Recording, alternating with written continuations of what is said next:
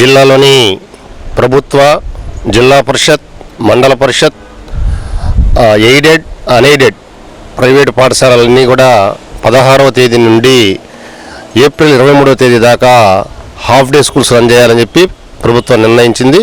దానిలో భాగంగా 7:45 నుండి మార్నింగ్ 12:30 దాకా క్లాసెస్ నిర్వహించాలి.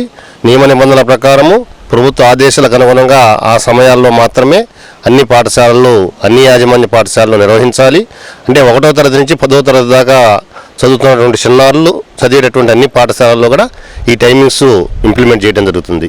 అంతేకాకుండా ఆ టైంలోనే మధ్యాహ్న భోజన కార్యక్రమాన్ని కూడా కంప్లీట్ చేసి చిన్నారులని జాగ్రత్తగా ఇంటికి పంపించాల్సినటువంటి బాధ్యత ఉపాధ్యాయుల మీద ఉన్నది.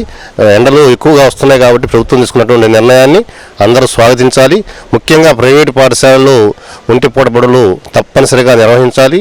అట్లు కనుక నిర్వహించినటువంటి ప్రైవేటు పాఠశాలలు ఏమన్నా ఉంటే మా దృష్టికి తీసుకుని వస్తే నియమ నిబంధనల ప్రకారము అటువంటి పాఠశాలలపై కఠిన చర్యలు తీసుకోబడతాయి.